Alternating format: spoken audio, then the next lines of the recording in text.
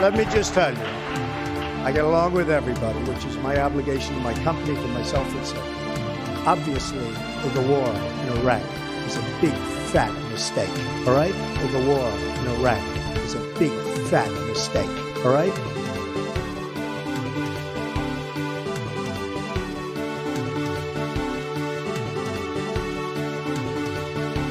You know, the truth of the matter is that when you look at some of my policies, in a lot of ways, Richard Nixon was more liberal than I was. You know, the truth of the matter is that when you look at some of my policies, in a lot of ways, Richard Nixon was more liberal than I was. They had a very bad original concept. It was carried out poorly, and the cover-up was one of the worst in the history of cover-ups. Very simple. Bad deal, should have never been thought of. Somebody really messed up, and they had the worst cover-up ever. And where it should have stopped is at the deal standpoint, when they thought about it. Because whoever thought of that idea, I think is in big trouble. They had. Isn't it wonderful to allow protest? To allow protesting? No. Isn't it wonderful to allow protesting? No. Well, you have to understand, the first time I ever heard of Black Lives Matter, they were chanting pigs in a blanket, talking about police. Pigs, talking about our police. Pigs in a blanket, fry them like bacon. Right. Well, you have to understand, pigs, talking about our police. Pigs, talking about our police. Pigs in a blanket, fry them like bacon.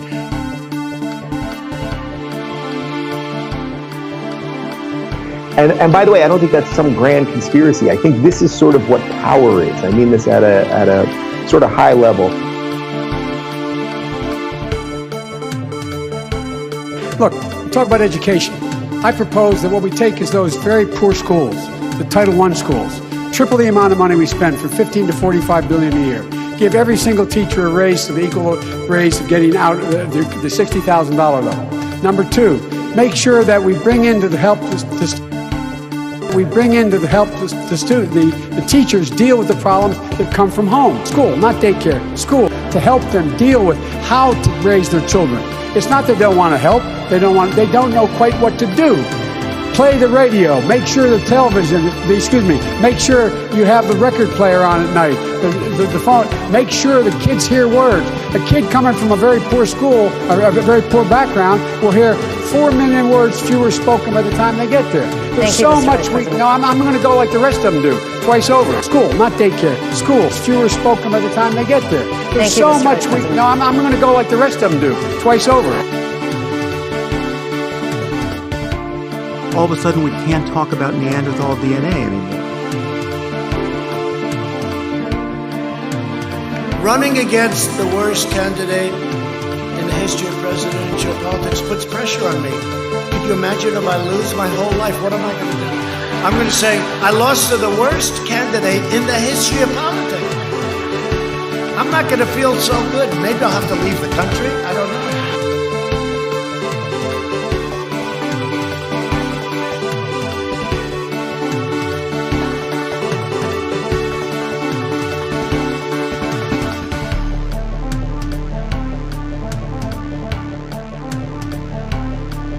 As far as my relationships with all people, I think I have great relationships with all people. I am the least racist person in this room. I am the least racist person in this room. And he's like this, and we will, I need water. Help me, I need water. Water. Help me, I need water. Water. And he's like this, and we will, I need water. Help me, I need water. Help. And he's right. This is on live television. And he's like this, and we will, I need water. Help me, I need water. Help. And he's right. This is on live television. Dumb people, liberal people, dumb people, dumb people, dumb people, dumb people, dumb people, dumb people, dumb people, dumb people, dumb people. people, liberal people, dumb people, liberal people.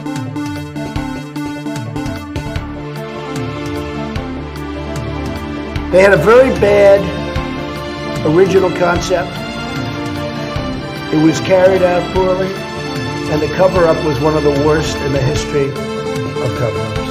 There is a bad deal, should have never been thought of. Somebody really messed up, and they had the worst cover-up ever. And where it should have stopped is at the deal standpoint, when they thought about it, because whoever thought of that idea, I think is in big trouble.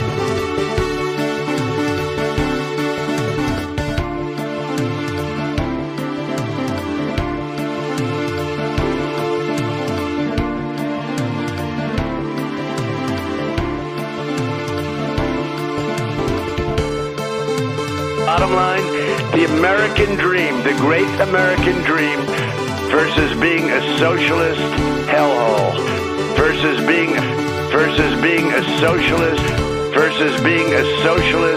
hellhole, versus being a bottom line, the American dream, the great American dream. That was an opinion of somebody, and that was a retweet. I'll put it out there. People can decide for themselves. I don't take a position. Not good. Believe me, not good.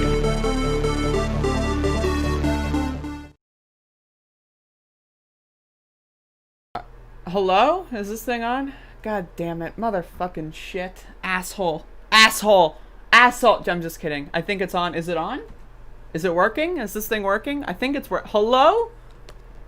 Hello? Is this thing on? Sometimes my computer decides to freeze. Which is okay. I mean, it's of moderate consequence when my computer decides, you know what? Whatever you're doing right now doesn't matter. So that's what my computer said to me just now. But hello, everyone. Welcome to the broadcast. This is the broadcast. We are here. They call it a broadcast because I'm just a broadcasting. See what I did there? A little bit of misogynistic humor for y'all. But hopefully everyone's having a good time. Hopefully everyone's eating a very fibrous breakfast. If you're not, I'm going to call the fiber police on you.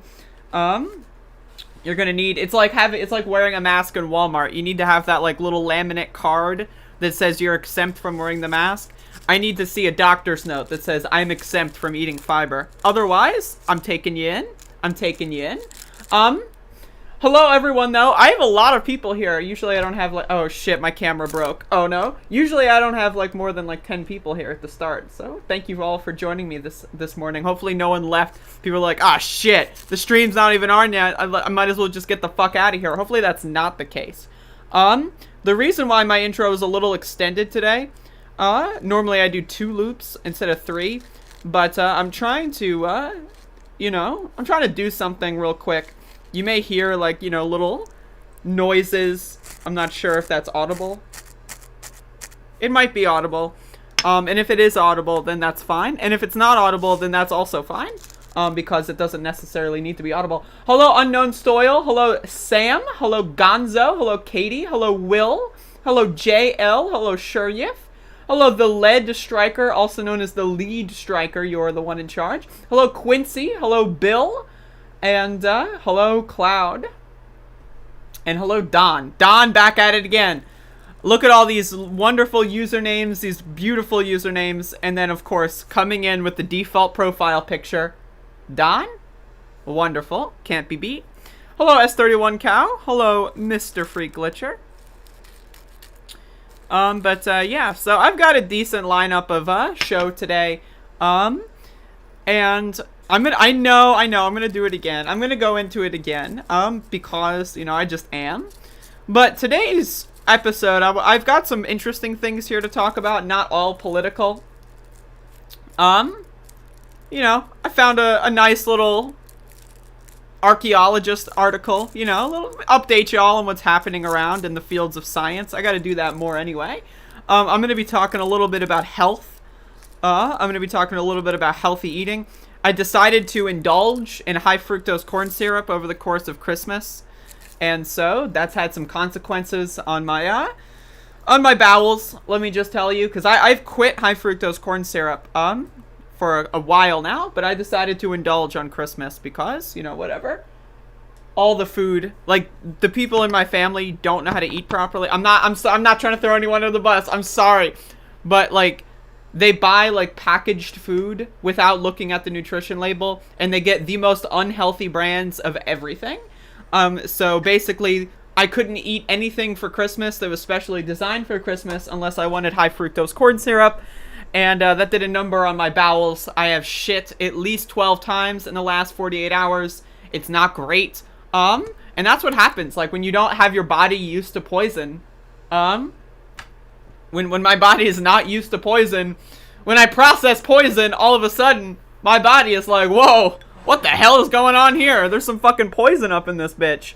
And of course the poison, not including alcohol. Alcohol is wonderful. But anyway, that's been what I've been dealing with for the past couple of hours, past couple of days. Woke up at 6 a.m.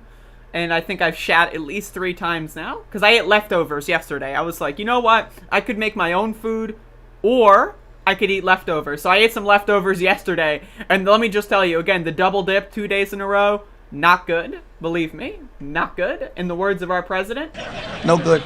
No good. no good. Just not good at all. But, yeah, so, you ate too much cheesecake, chocolate, and rum cake over Christmas. I'm not much of a cake person. I prefer salt over sweet. But my problem is, again, all these motherfuckers who did shopping and made food, and God bless them, and, of course, I love the holiday spirit and all that kind of stuff. But, oh, we're just gonna, like, literally, like, the ham that they bought, I'm a vegetarian, so I don't even eat the meat, right? I was reading the nutritional label, they got this Christmas ham, right? And the nutritional label, you want to know what the first ingredient was? High fructose corn syrup. Like, the entire ham has been soaked in high fructose corn syrup.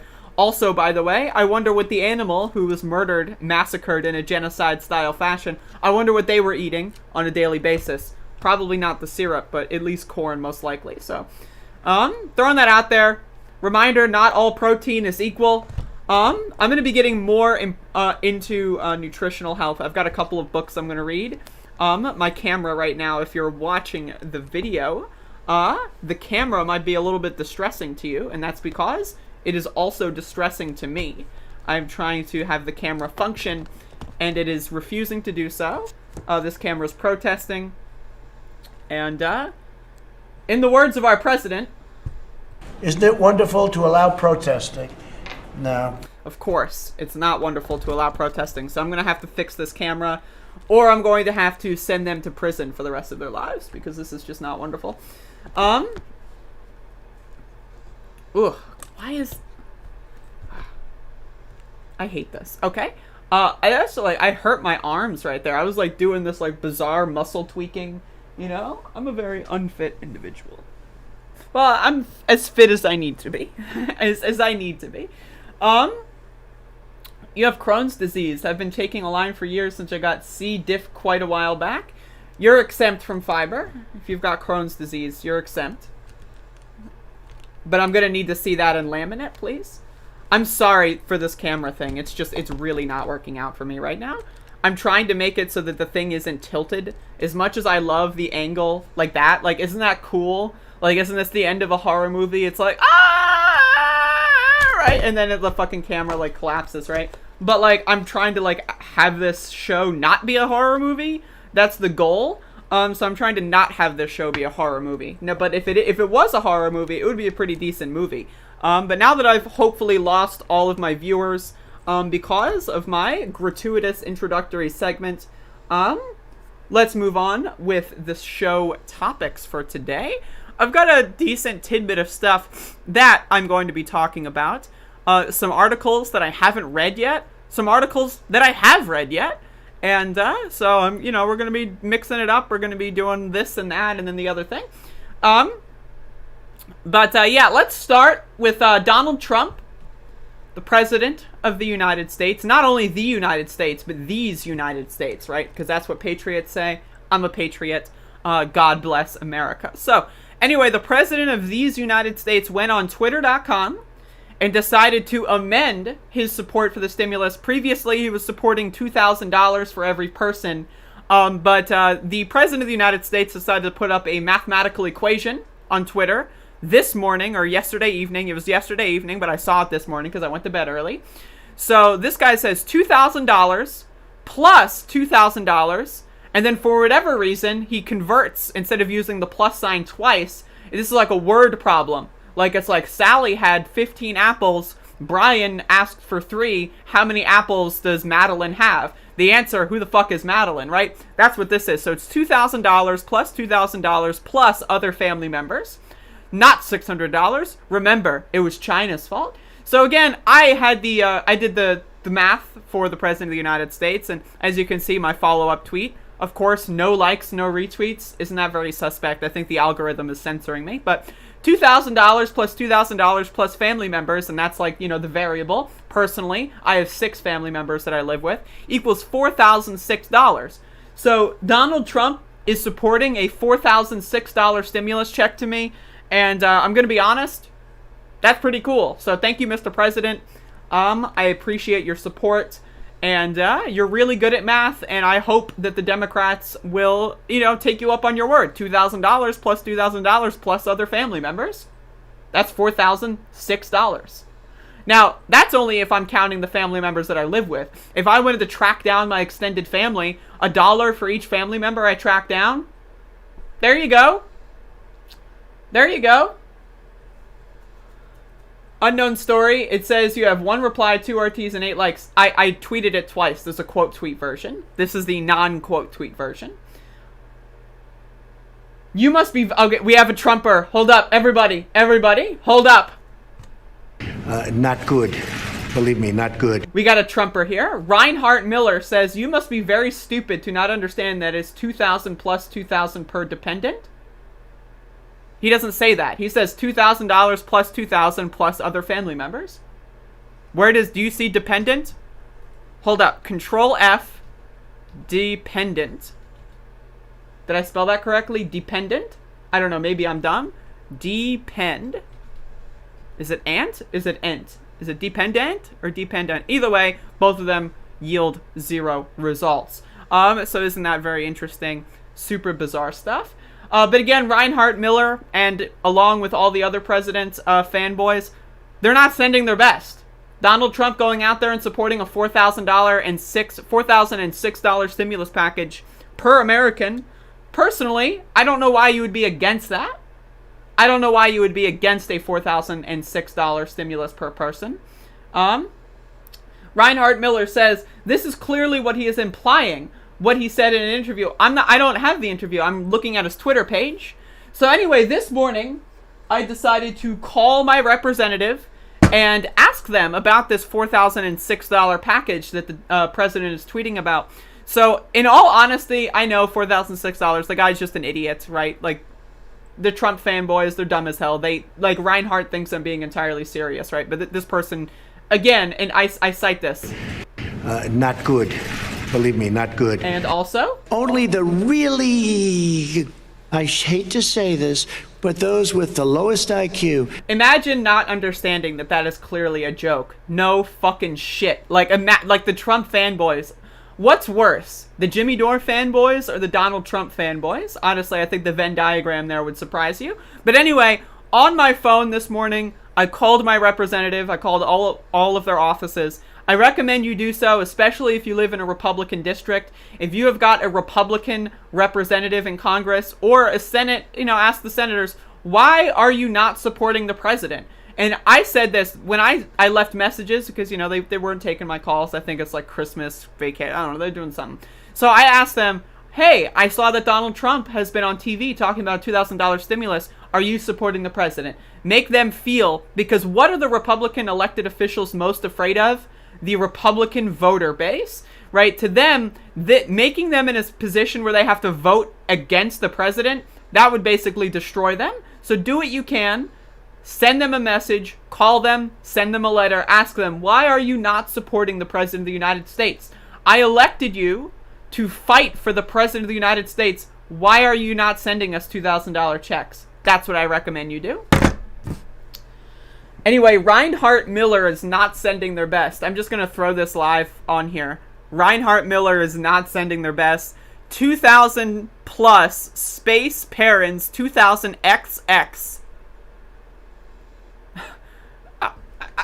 Only the really, I hate to say this, but those with the lowest IQ. They're not sending their best. Donald Trump fanboys are winning today's Daily Dullard Award. Hold on, let me get that sound effect. Where is the Daily Dullard? Today's Daily Dullard is Reinhardt Miller. Just kidding? Just kidding. I forgot. This is on mute. Today's Daily Dullard is Reinhardt Miller.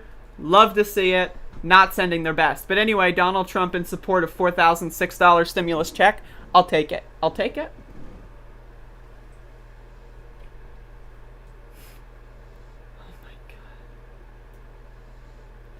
It really is incredible. Like, watching Reinhardt struggle like this is like watching a fish out of water, right? It's just like this person has, like, they don't understand English. This person is probably like 60 years old, so they just don't understand the way that we speak. This person has never interacted with someone who has like a sarcastic tone of voice ever. They don't even know what sarcasm is. They're probably right now, they're probably trying to Google what sarcasm is. They also were never taught algebra in school. That's fine. You're like 70 years old, right? You know, algebra probably didn't exist when you were going to school, so it's all good, buddy. But my God, only the really, I hate to say this, but those with the lowest IQ. They are not sending their best, dude. They're not sending their best. In fact, I would even go as far as to say, and this might be controversial, but I feel like they're actually purposefully sending their worst. Their worst. I really do, because there is no fucking way that these people are just organically, they're like, these people are just finding my stream and they don't know basic math. They can't tell basic jokes, right? They're watching a comedian and they're taking everything they say very seriously. I don't know. It's very bizarre stuff. But you know, again, not sending their best. But what are you gonna do? What are you gonna do? Anyway, those are not the only fanboys that we're gonna be talking about today. I got some other fanboys that I want to make fun of. And, you know, honestly, ever since Donald Trump lost the election, I've been less tolerant of the fanboys. Like, they're just silly. Like, they're clearly, like, this is the thing with the anti-Republicanism, is when Republicans are not in power, they're just a joke. Like, they're a fucking joke, dude. Like, these people are literally human slime. Like again, I use this term dumpster sludge. Like, if you were to go dumpster diving, right, and you, like, really, like, put a lot of pressure in your fingertip, and then, like, fucking wipe it, like, pretend this is the dumpster, right? This is the dumpster, and you just really wipe it across, right? And then, like, you see that grime that accumulates on your fingertip, that's dumpster sludge. And Donald Trump's fanboys are the dumpsterest of dumpster sludge. They're dumb as fuck, right? These guys have a collective IQ that is probably only visible with a microscope, dude. They're not sending their fucking best. But, you know, we've got other fanboys that we want to tackle on today's program. But I'm sorry, I just had to. I had to. They're teaching us that the word plus means plus. I'm guessing you went to school in the Deep South, where they care more about creationism than STEM. I mean, that's probably true. Personally, I think STEM should be second priority over humanity and arts. But that's just my opinion. I like how Reinhardt Miller is trying to explain the tax law that we already know. If a couple file jointly, they each get $2K plus an additional $2K for each. I love that. Like, this person is trying to explain the shit that we knew, like, months ago. Like, we knew this weeks ago, and this person is like, I'm breaking news. I am breaking news, everybody. It's the tax file. Like, no shit. Only the really, I hate to say this, but those with the lowest IQ. They're not sending their best? My God. If a couple filing jointly, they get 2K plus an additional 2K for each dependent. OMG, you people are idiots. Parents don't get a 2K for a kid.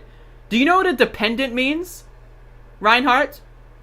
If a couple gets 2K per dependent, kids are classified as dependents. So in one message, you're saying kids are classified as dependents and you get $2K for each dependent. In the next message, you're saying they don't get $2K for a kid. What? Only the really, I hate to say this, but those with the lowest IQ. They're not sending their fucking best, dude. My fucking lord. But again, Reinhardt, we've had a good time. If you want to come back in 10 minutes, that's fine. I'll put you in timeout. Let's move and let's get some more stuff out of the way. All right, so again, I want this to be explicit. I am not a person that likes the Democratic Party. Some would even say the Democrat Party. I don't like either of them. So when I saw this article at 9:53 a.m. on Christmas Day, I'm just kidding. I didn't see this article on Christmas Day. I was doing other things, right? At 9:53 a.m., I was drunk doing a YouTube show. But when I saw this article yesterday morning when I woke up, right, I was like, holy shit, what a disaster. So I haven't read this article yet, but let's read. It's probably going to be a shit show. So this is Biden on working with Senate Republicans from The Hill. I'll never publicly embarrass them.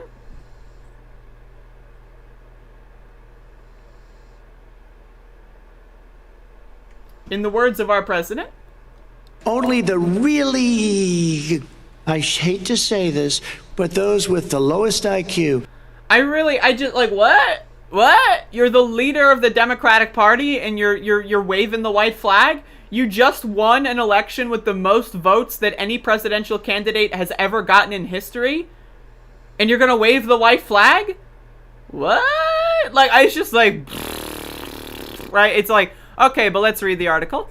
President-elect Joe Biden expressed optimism that he will be able to work with Republicans because of his years working alongside them. This guy's got dementia, dude. This guy forgot what year it is. This guy's thinking like as if it's like the 1980s and like, you know, pre-Newt Gingrich or whatever. This guy is like, forgot where he is. This is like Dianne Feinstein, like, you know, someone go get me a Coca-Cola, and then she looks at the can of Coke and says, when did they update the logo? That's what this is like. This is like a bizarre scenario here. You're not going to publicly embarrass First of all, Republicans are very adept at publicly embarrassing themselves, so you barely would have to lift a finger. Second of all, what the fuck? All right, let's read some more.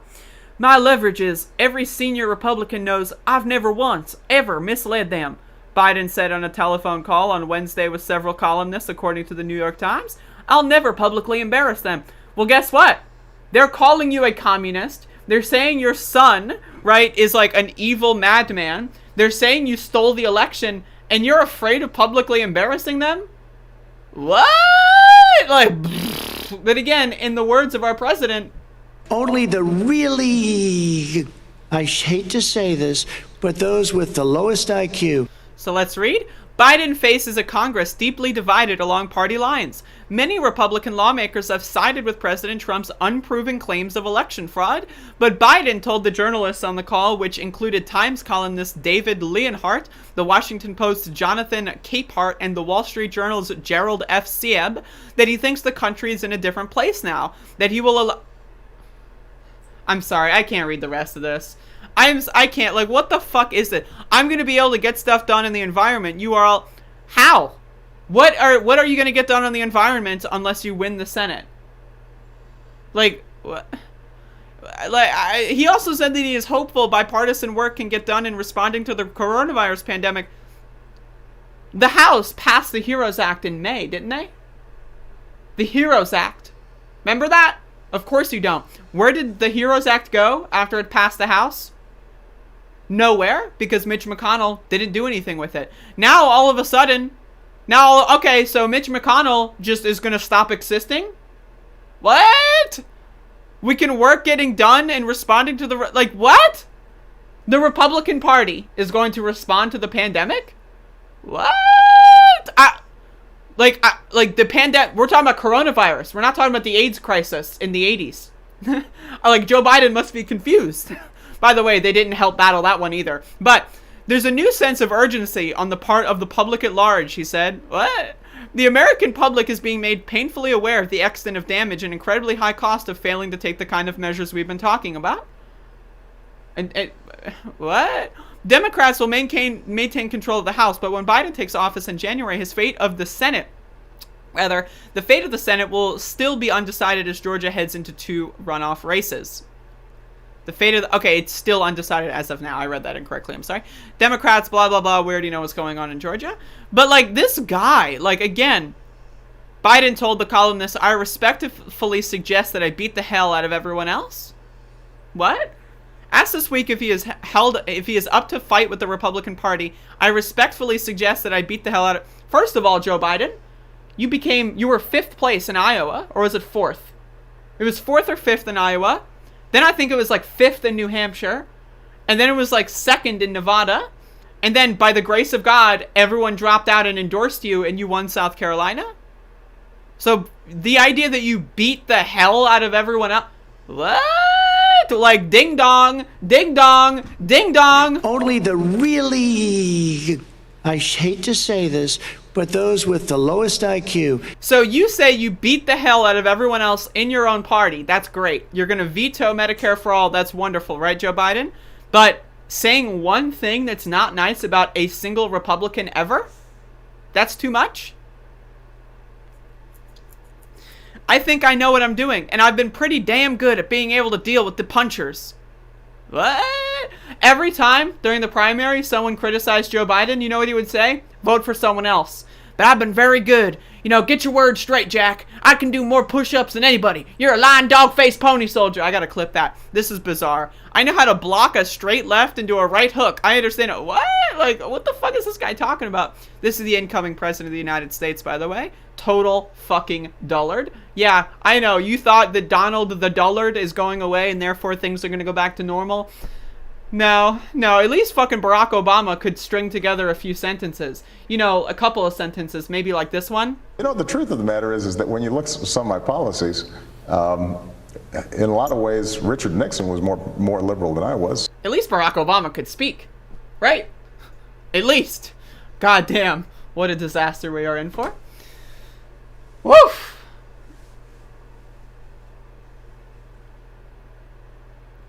Hello, Euroso.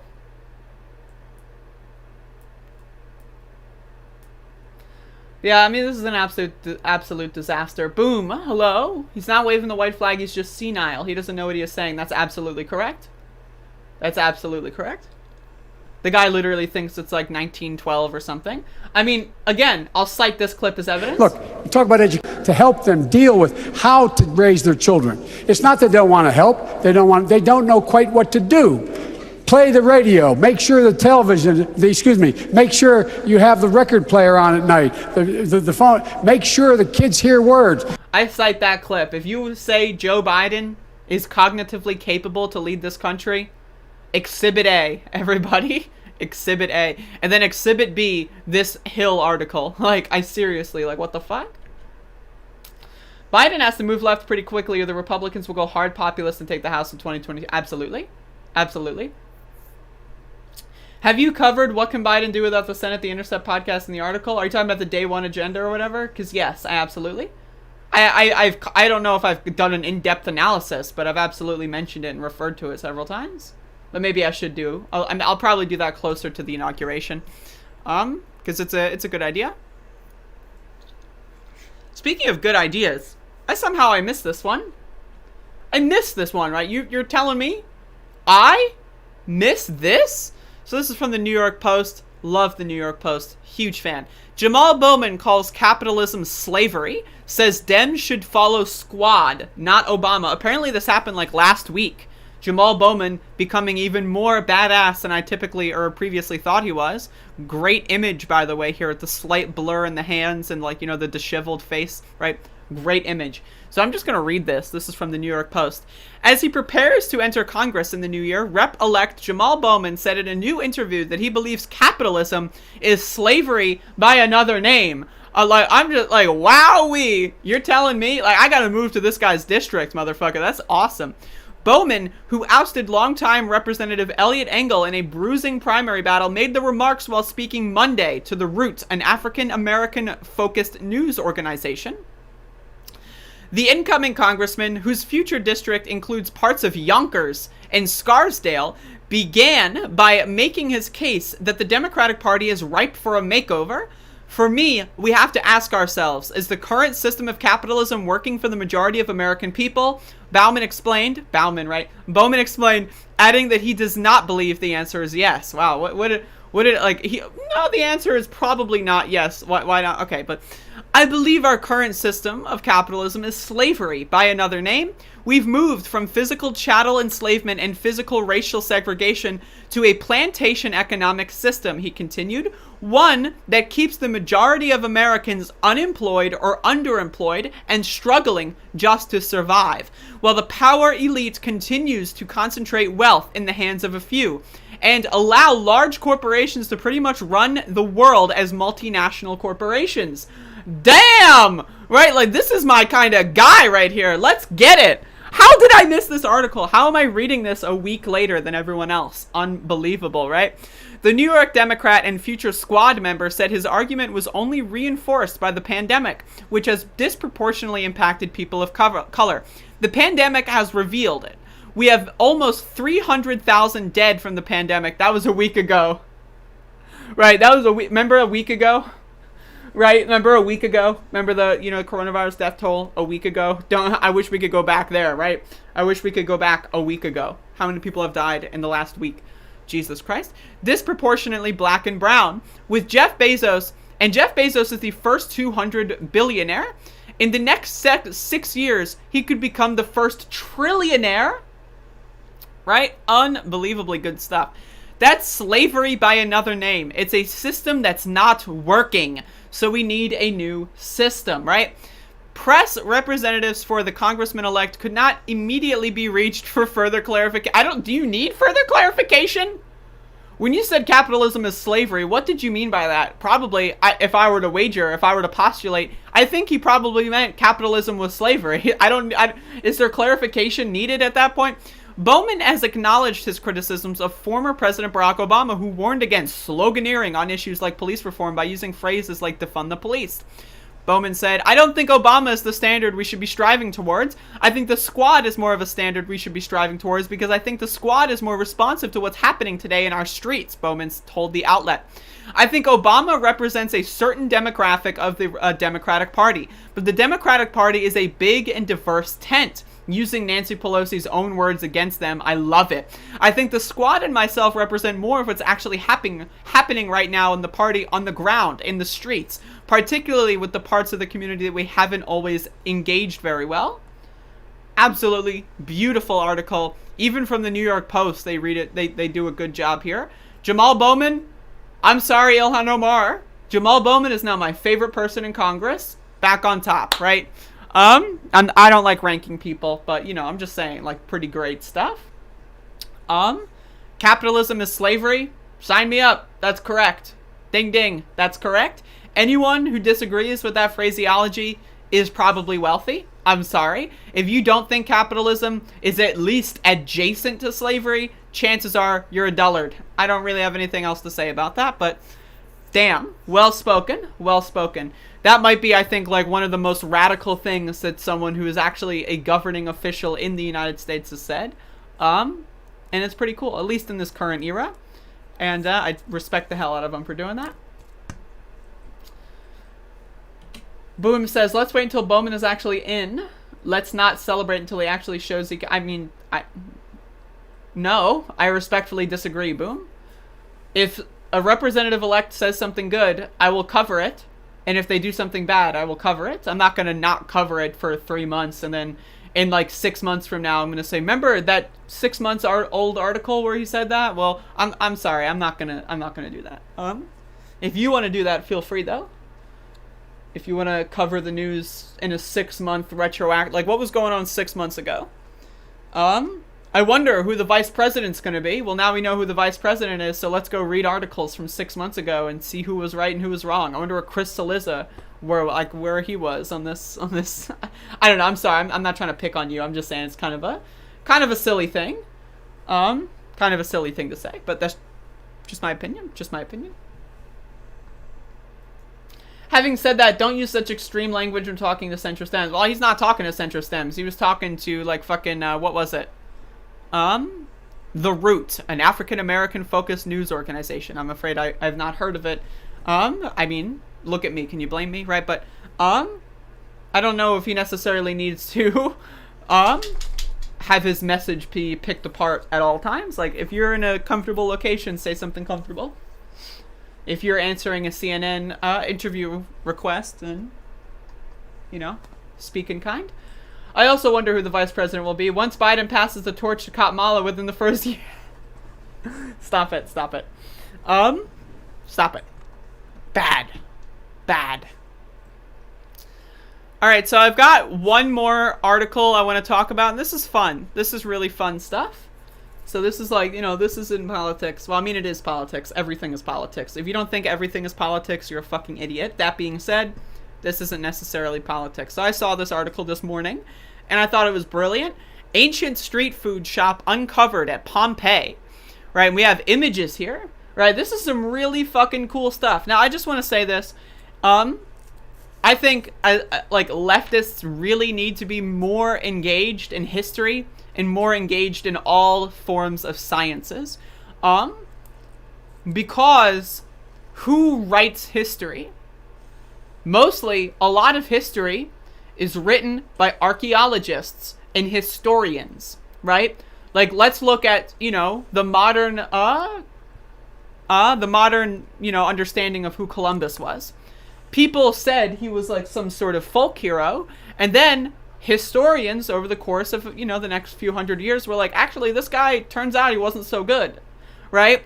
And so I think leftists need to be more active in archaeology, more active in scientific discoveries of all kind, because I think we need to be able to frame new, like, things that we find in history. We need to be able to understand that. We need to be able to, you know, use this stuff, because this stuff is very broad. It has a broad appeal, right? Like, we are currently in what is referred to as the 6th mass extinction, right? Like, the last one killed all the dinosaurs and created like a fucking flurry of lava all across the planet, right? We are currently in another mass extinction, and most people don't know that. Anyway, I'm going off on a little tangent here. Look at this fucking artwork. This is 2,000 years old, right? Like, this is crazy. This is crazy. Archaeologists have found a frescoed hot food and drink shop at the ancient city of Pompeii. Known as a thermopolium, which translates as a place where something hot is sold, it would have served the ancient equivalent of street food. Get your hot dogs here. Get your fucking hot dogs here. Right? Like, that's what these guys were saying, except they had like little roosters on their thing. Again, look at these fucking drawings. This is 2,000 years old. This is incredible stuff. The front of the counter was decorated with frescoes, some painted with animals. There were ingredients in the food, I disagree with that, but you know, whatever, such as chicken and ducks. There was a multi-sided, if I'm gonna, you know, if I want to purchase food, I do not want to see the living chicken, right, on the on the menu. I want to see it in food form. Like, I want to see the chicken nugget, right? That's how we brainwash people into thinking eating meat is acceptable. Now, I'm talking about in the year 2020. Eating meat, in my opinion, is unacceptable. But we brainwash people into eating meat because we put it into forms that don't look like creatures, right? So, personally, I don't know if I'd want to see this little thing staring me down the face while I'm eating their offspring or whatever. I'm not interested in that, but whatever. You know, this is 2,000 years ago. There was a multi-sided counter with deep vessels for hot food, similar to soup containers. They say, this is soup for my family, they say. Lowered into the counters were terracotta jars, and archaeologists found traces of food nearly 2,000 years old, including duck bone fragments and remains of goats, pigs, fish, and snails. And the reason why this stuff is interesting is, theoretically, right, you can find you can sequence the genomes of the animals that they were eating 2,000 years ago, right? And then you can compare and contrast, right, the sequenced DNA between that and the modern counterparts, right? Because, again, the factory farming that we have done in the modern industrial age we are breeding these creatures, like, you know, as soon as possible, and we are murdering them as soon as possible, right? We know, based on science, we know that dieting, right, for an animal has epigenetical effects that, you know, are attributed in their offspring. So, for example, if you eat nothing but corn all day, every day, your offspring will have like a genetic sequence that is more amenable to digesting corn and stuff like that. What is referred to as epigenetics. I'm not an expert here. This is stuff I've been researching recently. What's known as epigenetics is the basically the science of how the genome changes. The codes in your genes don't change, but the way that the proteins and molecules in your cells interact with that genome changes, right? So for example, right, let's say I've got a piece of paper here, right? Let me get a piece of paper. I don't have a pen. I need a pen. Okay, so now again, I'm not an expert, right? But let's say we've got this piece of paper, right? And it's got 1, 2, 3, 4, 5 on it. This is your genome. Now, let's say you eat a lot of fucking high fructose corn syrup, right? And the high fructose corn syrup is going to go like, woo, woo, woo, woo, woo, right? It's going to like do that. And then it's going to attach itself to your fucking genes, right? And so the high fructose corn syrup that you're eating, and then your kid is eating, and then your kid is eating, and then your kid is eating, right? Because we are breeding these animals within like, a year, they're being bred, right? So the high fructose corn syrup is going to block these genes from being basically read by, what's being produced in their eggs and in their sperm, right? And then the result is going to be having a genome more similar to this in the offspring. Now, again, I am not an expert. This is just from cursory reading, right? So that's my point here. So again, that's cool. Being able to analyze what the differences between pigs 2,000 years ago and pigs now, that's cool, right? And this is stuff like, again, I covered this article of where they found ancient woolly rhino inside of an Ice Age dog's stomach. That stuff, oh, I love it. I love it. But let me continue reading. It was discovered in the Regio V site, which is not yet open to the public. Pompeii was buried in a volcanic eruption in 79 AD and is one of Italy's most popular tourist attractions. Massimo Ossena, a director of the Pompeii Archaeological Park, said the find was extraordinary. Some 80 fast food sites have been found at Pompeii, but this is the first time an eatery has been entirely excavated, he added. Again, this is history, right? This happened 2,000 years ago, and we were just now finding out about it, right? 100 years ago, people didn't even know what dinosaurs were, right? Barely. They knew, again, now we're teaching kids about dinosaurs from the age of 2. To kids right now, dinosaurs are as natural as the sun coming up and coming down, right? But 100 years ago, people were figuring out what the fuck those were, right? Approximately 13,000 people were living in Pompeii, 14 miles from Naples, when it was buried in ash, pumice, and dust. The ruins were discovered in the 16th century, and excavations began around 1750. Around 2/3 of the town has been uncovered, right? So this is really cool stuff. And again, 13,000 people. There's like 13,000 people in my city, and my city is considered rural, right? So like just the sheer amounts of people that exist on the planet now versus then. This is all incredibly interesting stuff. And again, I think leftists need to be way more into science, way more into history than they currently are. And I'm going to be doing my fair share in that, so hopefully you learned something. Again, I am not an expert on anything. It's very possible the stuff I said in this video is wrong, dumb, or whatever. I'm still learning. We should all still be learning. If you have anything you want to share with me, I would love to read it. But yeah, super, super, super cool stuff, okay? Max the dog, everybody. This is Max the dog. I know Max the dog has been very popular. This is Max the dog. His head is over here, as you can see. Max the goddamn dog. Alright, let me read what I missed. By the way, that's the show for today. We're like, if you are interested in actual show, that's the show for today. After this, I'm going to be going off on Jimmy Dore fanboys. So I'm just letting you know. I know, right? Again? This bitch is doing it again? Right? Yes. From this point onward, we'll be going after Jimmy Dore fanboys. But let me read some comments here. You mistrust reformist sockdems in general? Okay. I don't know what that's in reference to. Of course he's better, but I just want to temper expectations of what politicians can actually do. Oh, absolutely. I think you're talking about Jamal Bowman. Sure thing, sure thing. Well, people before and after, maybe people wanted to know what they were eating, Absolutely. There's a fellow that does that on YT, but his presenting style puts me off a little. Oh, is that like someone that analyzes history from a leftist perspective, or someone that goes into like history more in general? One of the things about history I find is that people always try to be objective, and that always biases those that are the more common narrative. You know, like, for example, like, you know how CNN will say, oh, well, you know, this person believes in climate change, this person doesn't believe in climate change. By the way, the person that believes in climate change doesn't want to do anything about it, so let's have them debate. Is, you know, the jury's still out, right? That's what a lot of historians do. And I think we need to break that kind of mold. Now, that form of New York Times style reporting is great. It's all well and good, but we need to get more involved in that kind of history in the making. We've done it with things like Columbus. We've done it with things like America, right? Kids nowadays hate America, right? Now let's see if we can get them to hate everything else. I suspect that what we've done to the food chain is a contributor to the proliferation of Crohn's disease and ulcerative colitis. They are Western diseases that don't exist in some parts of the world. Absolutely. In fact, I'm going to get it. This is something I have open. Only 12% of American adults are metabolically healthy, study finds. 12% of American adults.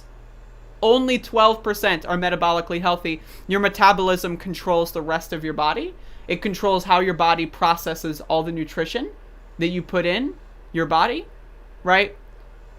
Only 12% of Americans are metabolically healthy. If that doesn't alarm you, wow, right? Like, wow.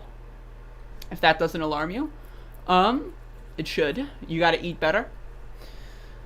Holy crap, Zorak. I found several ancient cookbooks. Know what I'm using in my Christmas Amazon gift cart. Yes, I'm a slave to Bezos. I have an Amazon referral link, by the way. I made this like 4 years ago and I forgot about it. If anyone uses Amazon, DM me for my Amazon referral link, and then I can get some kickback, right? So that's basically what you're doing, is you're spending the same amount of money, but then Jeff Bezos gets slightly less. So, like, even if it's like 0.1%, hey, you know? So I have to go find it, though. It's a bizarre situation. You still have yet to do your series on how to not eat junk. I mean, that's kind of what Cooking with the Bitch is. It's the progenitor, you know, primordial version. In your reading on nutrition and science, you should check out Good Calories, Bad Calories by Gary Taubes. He is a writer with a background as a scientist. Awesome. I'll check that out. In fact, I'm going to take a screenshot of your comment and I'll look at it later. Carlo Richard, Jimmy Trump voter door. Absolutely. Sam Cedar, Anna Kasparian, Nomiki, and now Vosh have gone on during the last few days. So you're not alone? No, I mean, I know. I've been basically making this a daily segment because the Jimbo Dumbo people have been rushing to my stream. And they've been trying to, like, kind of, like, engage with me. And I have a very no bullshit attitude. And so that's why I've been commenting on it so much. Is because I have a no bullshit attitude. But, yeah, that's kind of my position.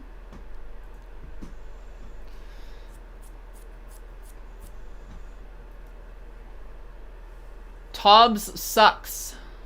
I've never heard of them, unfortunately. Well, maybe I have, but I don't know them at all.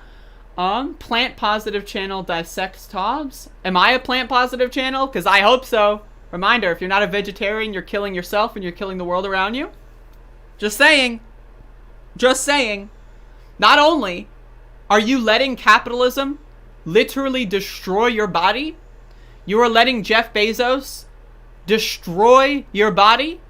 So you're letting capitalism kill you. You're going to have a shorter lifespan as a result.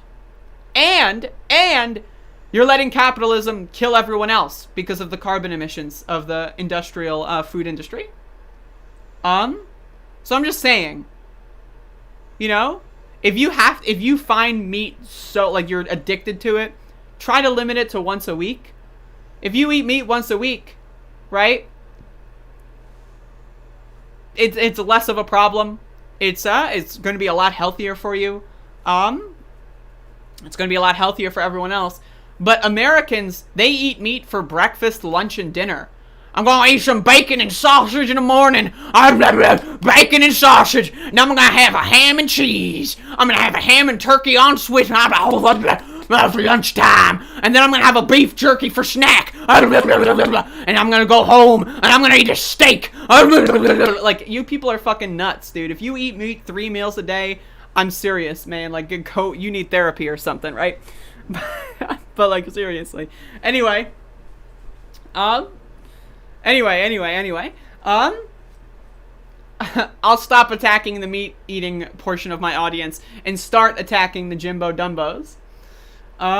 Saying that eating 3 times a day is healthy is the worst lie. Absolutely. I mean, eating meal frequency is a thing that you should ration and monitor. But 3 meals a day, breakfast being the most important meal a day, that's a cereal company slogan. There's no scientific basis for breakfast being the most important meal of the day. That's just, I'm sorry. It's a cereal company slogan. By the way, what's in cereal? Sugar. By the way, what makes you addicted? Sugar. So breakfast, the most important meal of the day. All right, let's go buy some cereal. It has sugar in it. Well, it's the most important meal of the day. I'm eating my Frosted Flakes. I'm fueling my body. You're not fueling your body. You're fucking killing yourself, you dumb bitch. But anyway, I'm sorry. Meat eater will eat lab-grown meat, period. And guess what? Capitalism will drive them to that. As long as lab-grown meat is healthier on the planet, I have less of an issue with it. It's still theoretically, unless, they find ways to create it, whatever. GMO is a huge thing, right? It's still going to be theoretically unhealthy for you to eat lab-grown meat all day, every day, like it is to eat regular meat. But if the societal impact is less, I am more tolerable of it. Like, for example, smoking marijuana, right? Pretty cool. It's what cool kids do. I'm cool, right? I love cool kids. I'm a cool kid, and that's what cool kids do. But when I smoke marijuana, I am not killing anyone else. I don't know how to drive. If you smoke and drive, maybe, that's a problem. But if you smoke marijuana, it's just you. Maybe I'm damaging my lungs with some carcinogens that maybe I shouldn't be doing, but you know what? Fuck it, whatever. I'm having fun. But when you consume things that are, killing everyone else, that's a problem. And personally, I think public health should be viewed as a societal impact. And this pandemic has proven that public health is not. Like, people just think it's an individual bootstrap thing. Like, oh, I'm healthy, and that's good for just you. No, when you are healthy, it's good for everyone around you, right? So I'm just throwing that out there. Alright, so let's talk about the Jimbo Dumbos. You ready? You ready? Jimbo ass, motherfucking Dumbo ass motherfuckers. Alright, so where do I start with this? I guess I'll just make this one segment. So I was shown this video. By Behind the Headlines. This video was released on Christmas Eve. And this video is bizarre. I watched this whole thing. This video is fucking bizarre, right? And I'm going to dissect this video. For anyone who watches this video, right, and, you don't know anyone who you don't know who I am in favor of Medicare for all. In fact, I am so in favor of Medicare for all, I supported the only Medicare for all candidate in the 2020 Democratic primary, Bernie Sanders. So there's a lot of people, self-identified comedians who are supporting anti-Medicare for all candidates that are trying to claim the mantle of being Medicare for all advocates. I'm a real Medicare for all advocate. I supported Medicare for all more than a couple weeks ago, unlike Jimmy Dore, right? So I want to watch. This video sparked me making a very interesting Twitter thread. And I want to read through this Twitter thread. I was pontificating this morning. My brain was big. The galaxy brain meme? That was basically me this morning. So I want to share with you my pontification about this video, or at least the subject of hashtag force the vote. Okay, so my basic thesis is that YouTubers in general, media personalities, politicians in general, they are more interested in their narcissistic vanity project and in their egos than they are with anything else. And that is the most visible in the folks behind the People's Party. It is the most visible in folks like Jimmy Dore that are behind Force the Vote. Now, there are people that agree with the Force the Vote strategy that I respect, that I'm huge fans of, right? Cornel West, for example. Brianna Joy Gray, for example. I respect both of them. Now, I don't think that Brianna Joy Gray has been acting in good faith. I think that Cornel West has been acting in tremendous faith, and we just disagree on this issue. There is a difference between disagreeing, right, and calling everyone who's not you a sellout piece of garbage. And so I want to read to you what I wrote this morning when I was having a big brain moment. So all these big buggers like Jimmy Dore think they are leading a revolution while they just sit at home and monetize their audience via a feedback loop that only accelerates their inflated sense of identity. What I mean by that, again, if you in your videos, right, and let's say you get 100,000 views each video, and your video you're telling people, if AOC doesn't listen to me, then she's evil. That allows you to make video after video after video within that framework. It creates an alternate world where you are in charge of the rules and you decide who the winners and losers are. Look at capitalism. Capitalism decides that those with wealth will be able to make more wealth by accumulating their wealth on top of their wealth. Look at the stock market, for example. The rules of the game in capitalism are rigged to benefit those that already have wealth. Similarly, to how Jimmy Dore's Force the Vote fan fiction alternative reality has put himself in a situation where he is going to be the winner regardless of the outcome. So, you can read through this whole thing yourself. And I compare this to QAnon here. I compare this to Pizzagate because I think that they are very valid criticisms and analogies. I am trans, right? That means I am on medication for the rest of my life. So when I have people say that I am a sellout to Blue Cross, Blue Shield, and big insurance because I don't like a transphobic comedian, a comedian, by the way, that supported transphobic politicians, right? So to say that I'm against Medicare for All because I don't like them, it's insulting to me more than it ever could be insulting to you. I am going to be on the whims of the pharmaceutical industry and health insurance companies for the rest of my life, assuming they both exist. So to say that I am against Medicare for All because I don't like Jimmy Dore is bizarre. But again, this is the mentality, right? This goes back to the Pizzagate thing. When you think you are saving the children, because that's what QAnon people believe. They think that they're saving the children. Who knows what children? Who knows whose children? They're just saving the children. So when you go to Comet Ping Pong and you shoot the place up, because you think that there's a child sex dungeon in the basement, you are doing a revolutionary and noble thing. You are saving the children, except there are no children there, right? All you did was commit a crime. And now you take that same thing, and I'm not saying that these people are of equivalent destructive value, but I'm saying, right, I've gotten so many people who are Jimmy Dore fanboys coming to my page, calling me a scumbag, a sellout, saying I'm evil, saying that it's standing in the way of healthcare. Dude, I get 100 views on my YouTube video. I am standing in the way of healthcare. If anything, I am more in favor of universal healthcare because I'm going to be on these for the rest of my life, right? Cisgender people who are not having chronic illnesses coming at me saying I'm against universal healthcare, I'm sorry, go fuck yourself, you're dumb. But calling minorities scumbags and sellouts, saying trans women are corporate shills because they rely on healthcare for life, sending people death threats, saying everyone is evil, it's all justified because they are standing in the way of healthcare. When you are convinced that every other single person is standing against your mother-in-law getting a cancer screening, you think that it's okay saying everyone in the world is evil. It's okay because they're the enemy and you're trying to get healthcare. They're trying to save the children.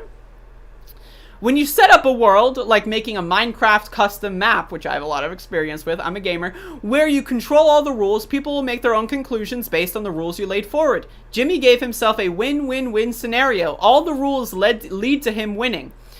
If Force the Vote happens, M4A loses. Jimmy Dore wins, Nancy Pelosi is evil. If Force the Vote does not happen, Jimmy Dore still wins, and instead of Nancy Pelosi, it's AOC who's evil, right? It's just misdirecting. Whoever disagrees with me, wherever my idea lands, they're the one who's evil. That's what this is, right? So people are saying, oh, you're talking about Force the Vote, but all you can talk about is Jimmy Dore. All you can talk about is Jimmy Dore. You're smearing Jimmy. First of all, playing his own words and then saying how you disagree with them is not a smear, motherfucker, okay? The reason why force the vote opponents are talking about Jimmy more than the strategy is because we need to police our own before this shit gets way too cancerous, like QAnon on the right.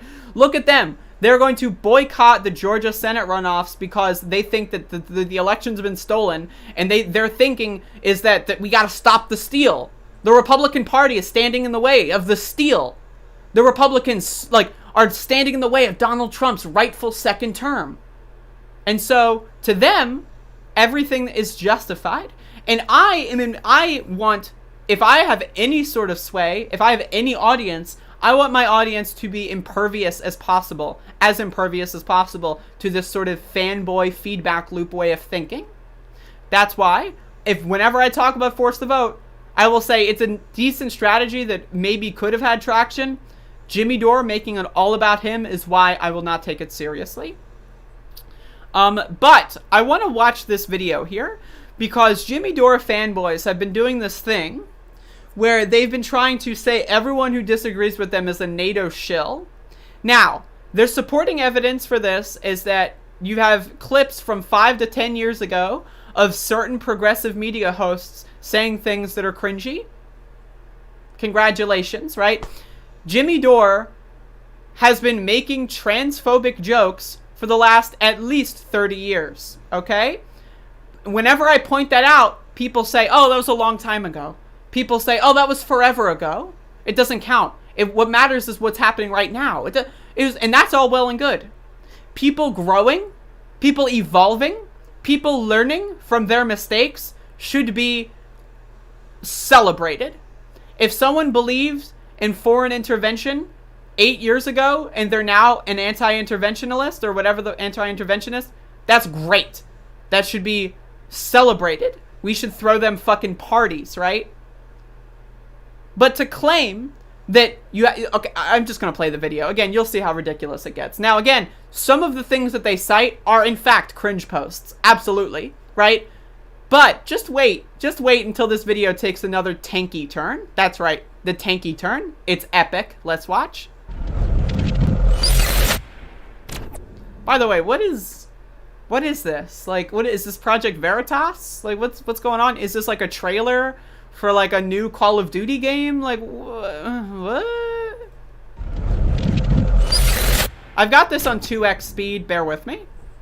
Over the past week, comedian Jimmy Dore has single-handedly exposed the collection of self-styled leaders of progressive media as imperialist hacks joined at the hip with the Democratic Party and NATO. So I just want to say, literally, the first sentence out of this Dumbo bitch's mouth is Jimmy Dore single-handedly exposes everyone else. It's all Jimmy. No one else. It's all Jimmy. He's single-handedly... This is, again, what I'm talking about, the fanboy shit. The fanboy shit. It's all Jimmy. Again, I've gotten comments of people saying that Jimmy Dore is like Malcolm X. What? Jimmy Dore is Malcolm X? It's all Jimmy. He single-handedly exposed everybody.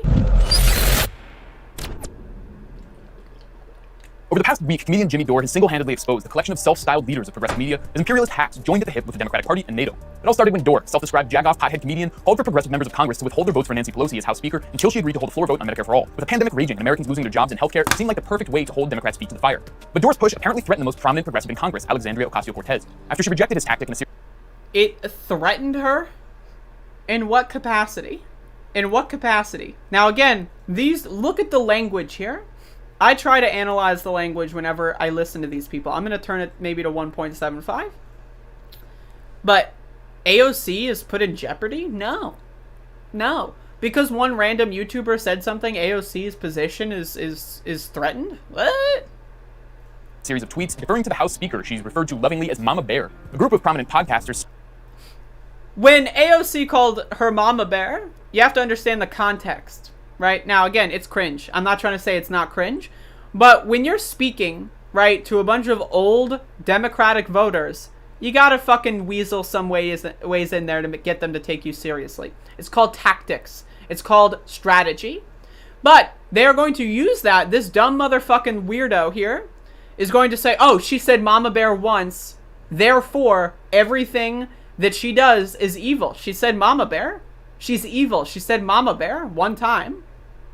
sprang to her defense, and then launched a wave of personalized, vicious, and ultimately revealing attacks on Dor. Rather than debate the merits of his proposal, figures like Nomiki Konst, Anna Kasparian, Ben Dixon, and Cenk Uygur honed in on Dor's personality. I just want to say, the idea that I'm not included in this list, here's the deal. Here's the deal. Everyone watching this right now, you're watching it live, right? Or if you're watching the video, but if you're watching it live, when I upload this clip, right, post this on Reddit, post this on Twitter, tag these people in it, I want them to put me in their fucking lists. I want them to do deep dives on me. I want to have like Call of Duty trailer music, right, be applied to my face.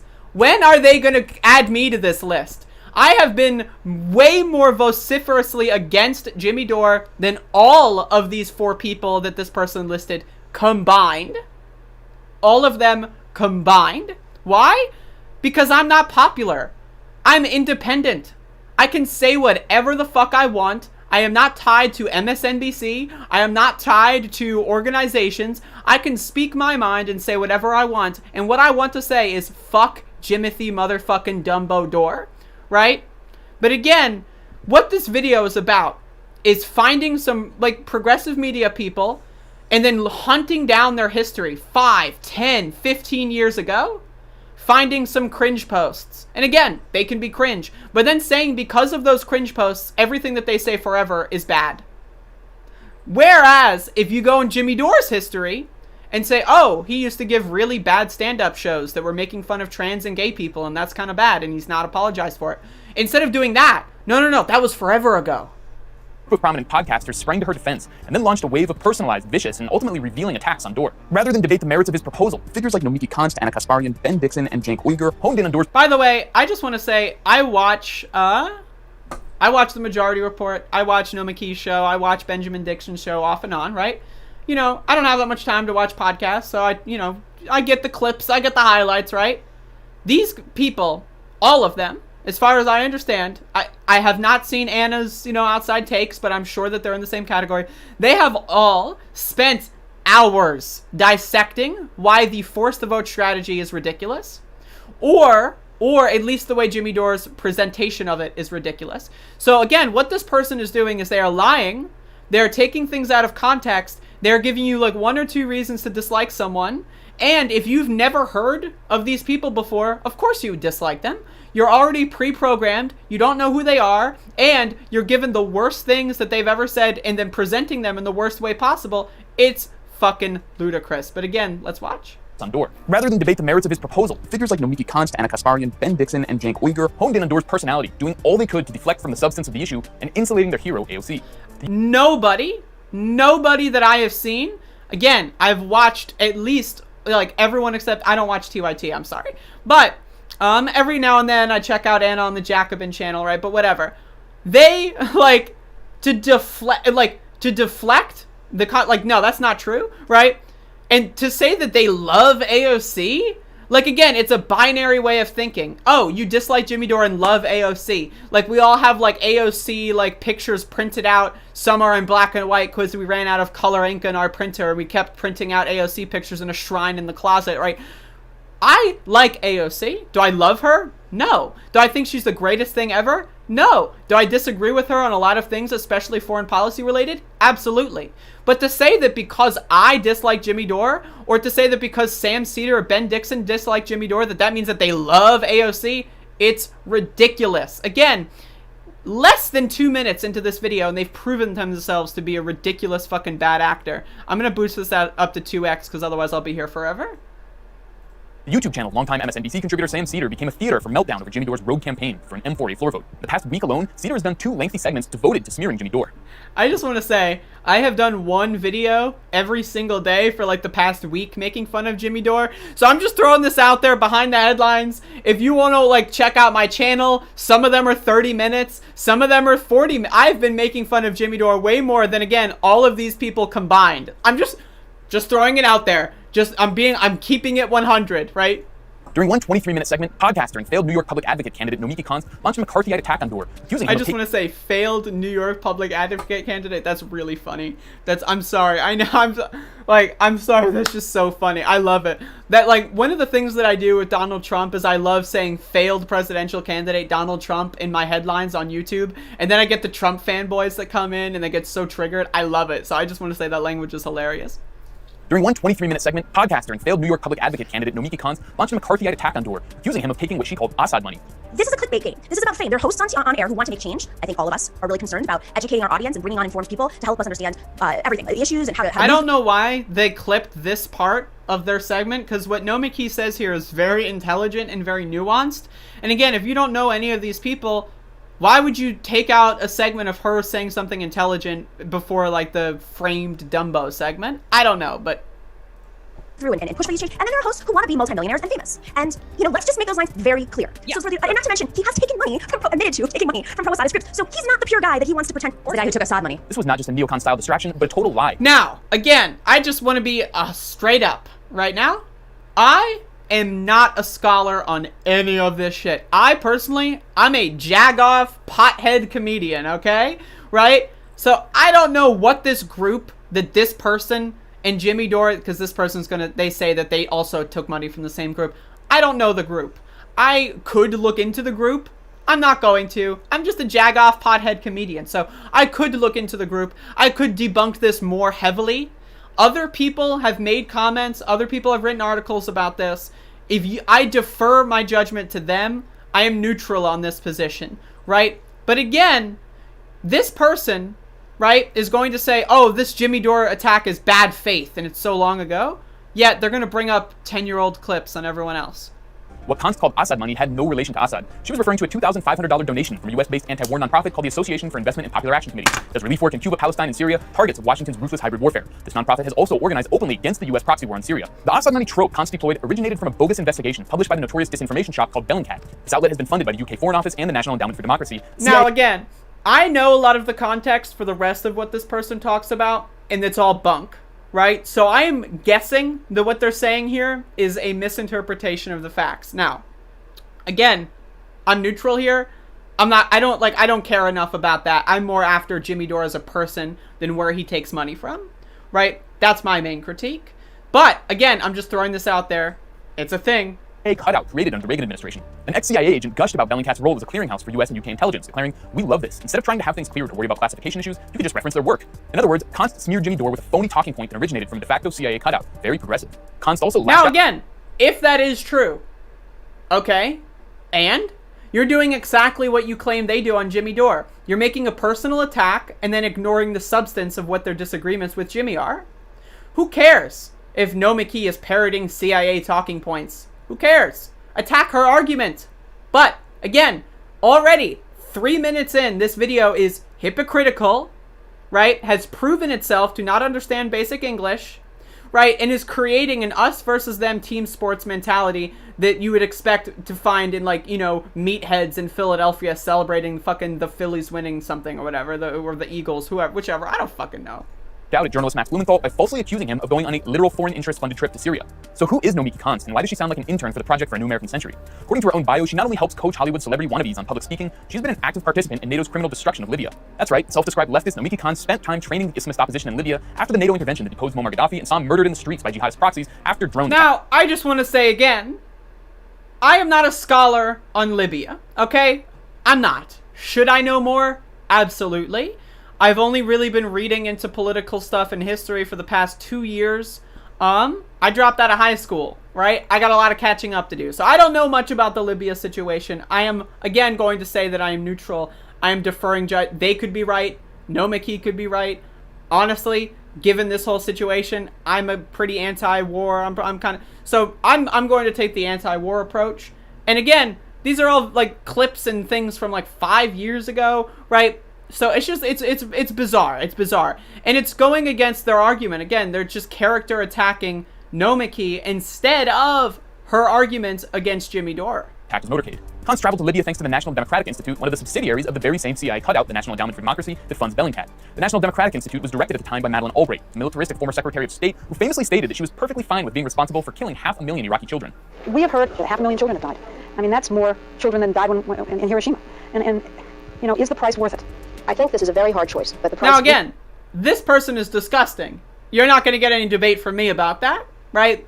But the way they frame it as if, oh, being interviewing someone in a professional standpoint means that you endorse them or whatever. I don't know, it's bizarre. It's a little bizarre. You think the price is worth it? When I called out Constance's U.S. government-sponsored regime change vacation on Twitter, she doubled down on her slander, demanding to know if I'd also lined my pockets with Bashar bucks. Full disclosure, I've never received money from Bashar al-Assad, the Syrian government, or any of its functionaries, and I don't know how getting Syrian government money would even be possible, given U.S. sanctions that make such an act a criminal offense. But I did receive the same award that Jimmy Dore and many other anti-war journalists have received from the non-profit group she referenced, and which, once again, is not part of the Syrian government in any way. And guess what? I'm proud to have earned an award approved by the family of Serena Shim, the brave American journalist who lost her life exposing the dirty war in Syria. Beyond her part in bringing slavery back to the African continent, Nomiki Konst was trained as a millennial thought leader by the Truman National Security Project, a Democratic Party-aligned pro-war think tank that helped groom noted revolutionary leaders like Pete Buttigieg and Michelle Flournoy. The Truman National Security Project. Again, someone can go to school in a place and become radical, right? I don't know who Nomiki Konst is 5 years ago, 10 years ago, right? But I've seen her programming, right? I've even been on her program, right? You know, because, you know, I'm funny. But to me, if she were to espouse these opinions today, I would disagree with them. But I have not heard her espouse these opinions. So it's possible she does, and I just miss out on it. Or again, it's possible she has a different point of view other than what this video is trying to postulate here. The project was formed to create a new generation of hawkish Democrats rethinking security questions in a post-9/11 world. Nomiki seemed to fit perfectly with the brand. Here's millennial thought leader Nomiki Konst discussing her time in Libya in a 2013 interview. When it comes to NATO, all I witnessed was Libyans being incredibly grateful to NATO because it was 7 years ago. Go by buildings where NATO struck the buildings and it just exploded. It was amazing. Even in 2015, long after the liberal hawks who pushed Obama to strike Libya had been wholly discredited and the country was in perpetual chaos, Konst stood by her support for the attack, tweeting that the neocon senator Marco Rubio was right about Libya. At the same time, she was regularly appearing on Fox News to shill for Obama's wars in Syria and Iraq. Nomiki, did you hear anything new from the president today? You know, what the president did today was he explained what he's accomplished, what the administration has done with the rest of the world, with a coalition of Arab states, the world coalition, in attacking ISIS at its core in Iraq and in Syria. He's talking about cutting off the head of ISIS. You know, the time Are they contained? they're more contained than they've ever been. They're not spreading as of last week. When you look at the military, when you look at the troops on the ground there, they're being attacked militarily. It is America's amping up of intelligence. It's America's amping up. I had no idea Nomiki was on the O'Reilly Factor. Holy shit. Like, was Bill O'Reilly, like, let me look back at this. Was Bill O'Reilly, like, was she, like, face-to-face with Bill O'Reilly? Little tangent here, side story. Bill O'Reilly, I have a special relationship with Bill O'Reilly. Because for whatever reason, I don't know why, like, my mom was not, like, necessarily right-wing, but she used to, like, watch Fox for, like, the television shows, like, the non-news shows.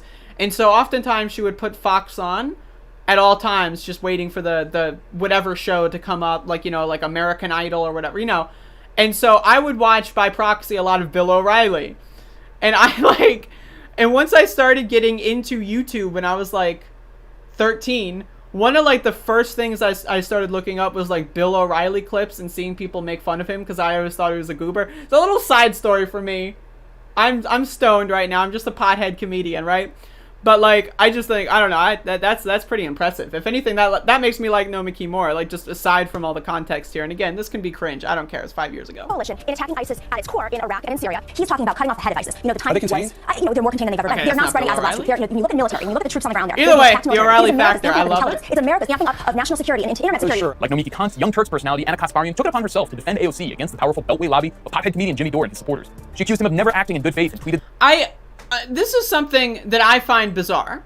So this guy is trying to say Nomiki is tied to NATO, and NATO is like this all-powerful, like, ethereal group of people that are controlling everything, and they're rich and powerful, right? And Nomiki, who has a YouTube show, right, and she's got, like, what, 100,000 subscribers or something? She's more powerful because she's on Team NATO, right, than the pothead comedian. Oh, he's just a pothead the guy's got, like, how many subscribers does Jimmy Dore have? Like 800,000, right? I would say, as far as mobilizing online troll armies, right? A pothead comedian with 800,000 subscribers that gets 100,000 views per video has a lot more power in the social sphere, which is, let's be honest, like, it's not like Nomiki's going to like target Jimmy Dore and have him like have a fucking IDF soldier break it. Like, that's not happening. This is all in the battlefield of ideas, right? So to claim that Nomiki is an all-powerful, like, godlike creature, that TYT are like, you know, like gods, like, it's like, I'm sorry, it's a little ludicrous. And let's be honest, does TYT get that many views? They might have a lot of subs, but do they get that many views? And is it as much of a cult of personality around one person at TYT? TYT is mostly comprised of multiple different people, right? Not that, you know, maybe Jenk's the most egomaniacal of them. You know, I'm not trying to say that is necessarily a negative thing, right? But I mean, versus 800,000 subscribers for one guy whose show is all about himself and his narcissism, I think there's a different interaction. I think Jimmy Dore's cult of personality is formidable, and that's why I think it's of due diligence for people like me to go after it. That his call to pressure Pelosi is a branding exercise more than anything, even though she admitted that Jimmy's proposal is the right thing to do. For Kasparian, personal beef with Jimmy Dore outweighs the public's dire need for healthcare. I'd be remiss to overlook... Again, putting those two things at odds. If you disagree with Jimmy Dore or the way he presents things, that means you are against universal healthcare. That's not true. I am for universal healthcare. I have more of a reason to be for universal healthcare than this tanky bitch. And I also don't like Jimmy Dore. That's called multiple things that you can think that have no odds with one another. Jimmy Dore wasn't for Medicare for All 10 months ago. He supported Tulsi Gabbard, right? So, just saying. Influence $20 million invested in the Young Turks from Jeffrey Katzenberg's media conglomerate that has its fingers in the private healthcare industry. 2019, Katzenberg developed a smartphone app to help healthcare giants with mobile marketing. Like Nomiki Kant, Anna Kasparian brands herself as a progressive. Now, again, I've only seen TYT promote Medicare for All and universal healthcare systems. If they were suddenly pro-healthcare, that would explain something. Now, I know Jenk is a little bit on the neolib side. You know, he's a, you know, like, let's be honest. Like, let's be honest, right? Like, you know. So, I like, he might be a little bit more amenable to, like, an Elizabeth Warren compromise or a Pete Buttigieg compromise. But, like, I have only ever seen people advocate for Medicare for All on that show. I know they mostly supported Bernie. Relatively early on, again, Jimmy Dore was supporting anti-Medicare for All Tulsi Gabbard, right? So, I'm just saying, that's very interesting stuff right there. Socialist while participating directly in NATO propaganda operations. Last year, Kasparian beamed with pride as she interviewed Madeleine Albright at the Munich Security Conference, a NATO summit funded by Western governments, multinational corporations, and the arms industry. At the same gathering of international militarists, she argued to a U.S. general that Trump was not hard enough on Russia and suggested that he's controlled by Putin. Don't you think there are too many coincidences when it comes to Donald Trump and Russia? And look, I'm not some Russia fearmonger, but he questions the legitimacy of NATO. He questions whether or not it was really that big of a deal for Russia to annex Crimea. He was very reluctant to implement those sanctions. He is very complimentary to Vladimir Putin. This is asking his actions for war? really do speak volumes. Kasparian also denigrated... How is just making, like, opinions based on relatively factual statements, like endorsing war or battle with Russia? What? Like, yeah, Donald Trump has done things that are very mysterious. Now, I don't think it's more so Putin. I think it's more likely oligarchic interests that are concentrated in Russia and also Saudi Arabia and also Brazil and also in other countries around the globe, right? Where he does all these kinds of dealings. That's not just a Russia thing, but, you know, it's an interesting question to ask, right? Does that mean you automatically want war? You want to escalate with Russia? I don't know. It's bizarre to me. I disagree with that assertion. Leftists who dared to question the avalanche of anti-China propaganda, demanding that they be honest and just accept State Department... This is the part where the tanky bitch starts defending China, right? Like, this guy's going far in depth, trying to tie, like, Nomiki Konst, who has, like, 100,000 YouTube subscribers, to NATO and saying she's a NATO soldier, like, a super soldier, right? And then this guy's gonna go on and say, oh, that's all anti-China propaganda. They were all saying China's committed human rights abuses. No way! This is the hilarious part. This is the part where, like, I really just want to, like, you know, pump this shit on. Seriously? Like, what the fuck? All right, listen to this. Points lock, stock, and barrel. But I also have an issue with some people on the left who aren't honest about the actual abuses that take place in China, right? And the abuses that take place in Hong Kong now, Taiwan. I think the Uyghur Muslims and how they're being sent to these camps. No surprise, Kasparian had little interest in reporting on the persecution of Julian Assange. He just says, oh, that's anti-China propaganda. So police brutality in Hong Kong, police beating the shit out of and killing protesters, that's anti-China you saw it on video. You saw it on video, but it's anti-China propaganda. Oh, you saw, you know, them restrict the rights to freely record protest. That's just anti-China propaganda. No, everything, like, oh, concentration camps for specific, oh, no, it's just anti-China propaganda. This guy undercuts and undermines his whole video with this ridiculous bullshit. But again, it's 9 minutes in that this guy reveals himself to be a fucking weirdo, tanky bullshit motherfucker, right? And it's just, and then he just moves on, and then it's next. Oh, and then Julian Assange. You know, just, like, I'm pretty sure Anna wants to pardon Julian Assange, but is critical of a certain politics. That's my position. You know, maybe her position is different. I don't know, but that's my position, right? I don't think he should be arrested, but also, who pressed the charges against him, right? But I don't know. This is it's just. I think the Uyghur Muslims and how they're being sent to these camps. No surprise, Kasparian had little interest in reporting on the persecution of Julian Assange. When his extradition trial kicked off, only the really, I hate to say this, but those with the lowest IQ. Like, these motherfuckers, man. Her viewers had to pressure her to even cover it at all. Epigenetics says, free Assange, he's being tortured. You have more subscribers than any other progressive media outlet. Please cover his court hearings. I promise you we'll look into that. The most consequential trial of the century isn't even on the radar. That clip. What does that clip prove? That's like reading a donation comment, like someone gave like a $5 super chat and then asked them to cover the... There's no time code. There's no... That was just a completely out of... Like, what could that... Like, you can see me, like, reading a super chat, like, message, right? And then, like, and then take that out of context. It's like, okay, I'll look into that. I don't subscribe. I don't watch TYT all that often, right?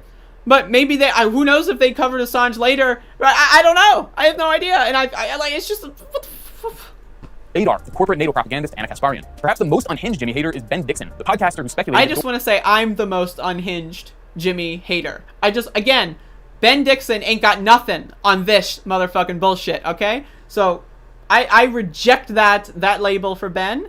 I want to be the most unhinged Jimmy hater.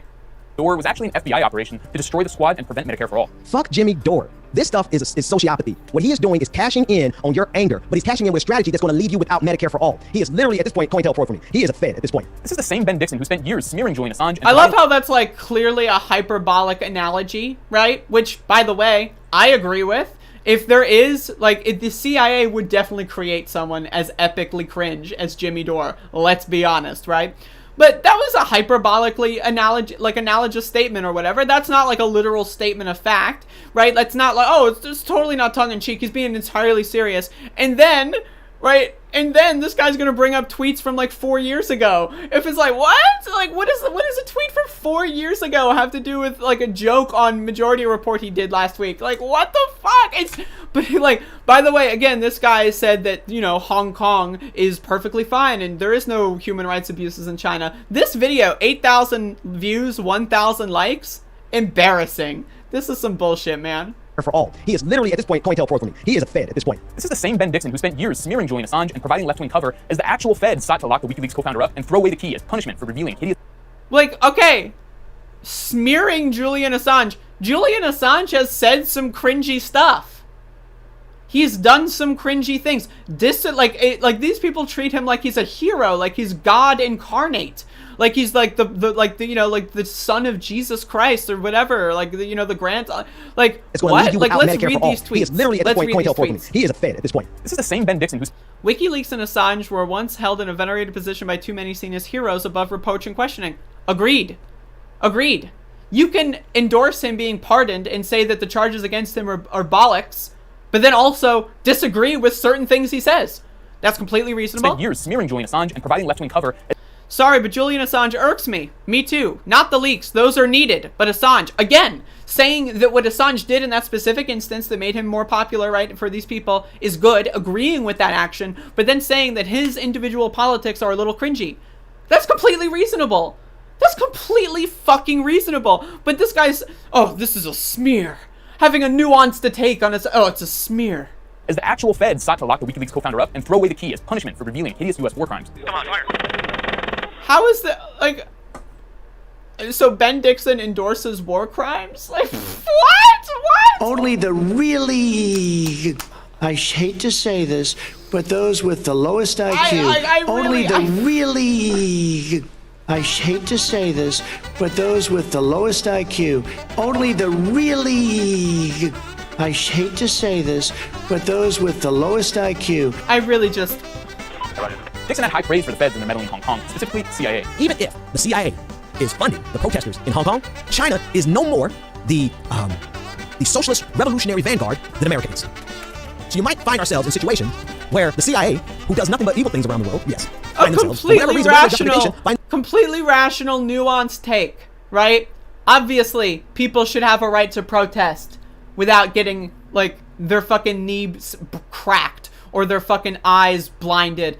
By the way, which also happens in America, obviously, even if the CIA is linked or is connected to those protests are so righteous that it's justifiable. That's a nuanced take, which, by the way, I happen to agree with. But again, the guy who made this video is some China shill, some guy who's addicted to Chinese tanky propaganda. It's embarrassing. It's fucking cringy, bro. And I seriously... Only the really...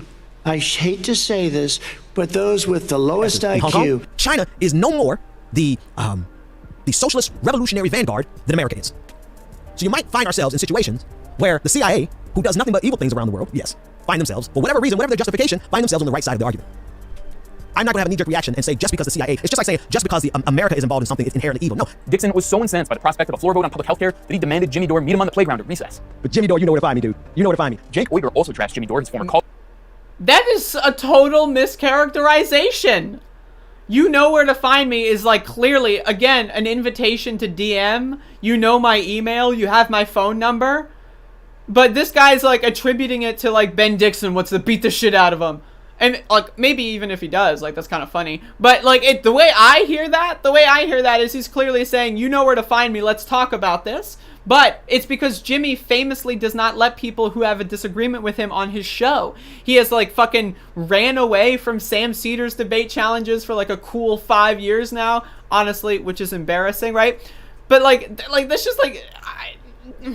He demanded Jimmy Dore meet him on the playground at recess. But Jimmy Dore, you know where to find me, dude. You know where to find me. Cenk Uygur also trashed Jimmy Dore, his former colleague at the Young Turks. Maybe it was inevitable that Cenk would lash out at Jimmy. For the past 4 years, Cenk has shamelessly promoted Russiagate, claiming an undeniable Trump-Russia connection and whipping up Cold War hysteria. So I think there clearly is collusion based on the publicly available evidence. I think the Russians during the election, did they interfere, quote-unquote interfere? Yes. Did they do the fake news? Yes. Did they buy those troll farms tweets? Yes. But after the election, Putin pulls him aside and says, you know, we did all that money laundering together. We just turned that in and you're in a world of trouble. You're going to go to prison. So here's what you're going to do for us. And then Trump proceeds to do just that. Back in 2011, the future founder of the Justice Democrats was orgasming over the...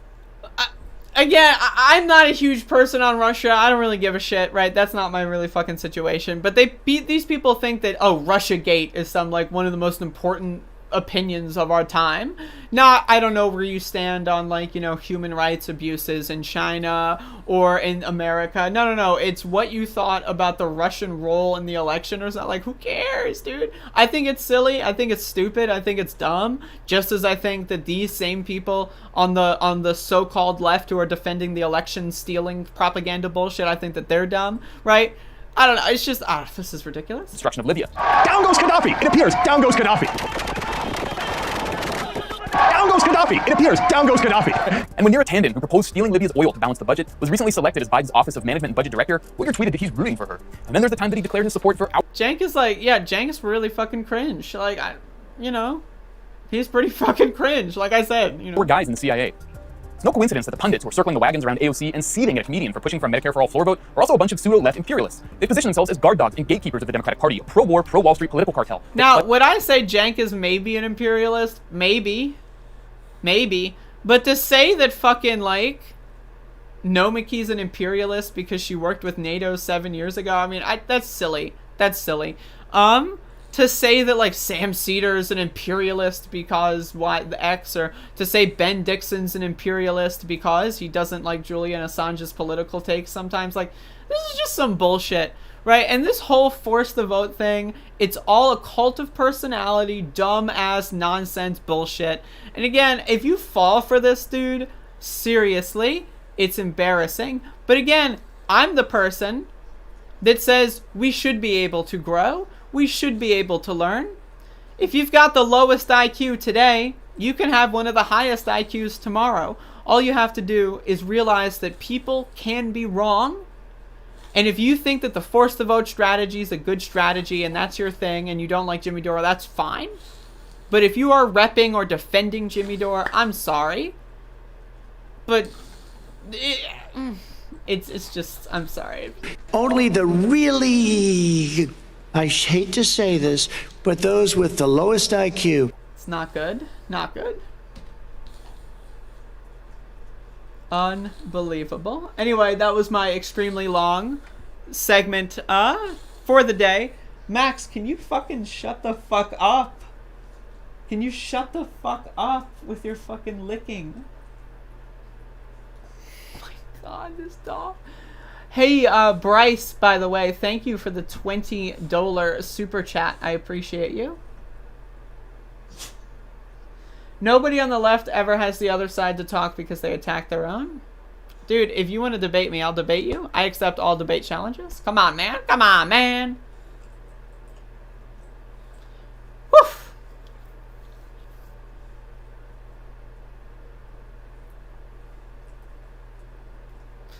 But yeah, anyway, that's today's show. I will also be doing Sunneth Day, Runneth Day, today. And I will be doing a speed run all at once of The Grinch on PlayStation. And I haven't decided what other game I will play yet. But that will be starting hopefully in like 2, maybe 3 hours. And it should be fun. So if you want to come hang out, that would be cool. If not, I mean, that's also cool. But yeah, thank you. Thank you for watching. And go eat some fiber, motherfucker. I swear to God. I swear to God.